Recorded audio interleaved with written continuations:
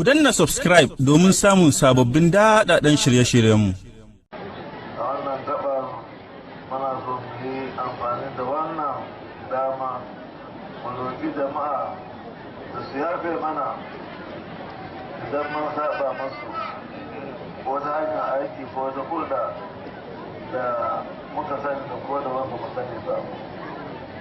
Muna fatan Allah ya ƙara mana lafiya da zaman lafiya. Ku danna subscribe domin samun sababbin daɗaɗɗen shirye-shiryenmu.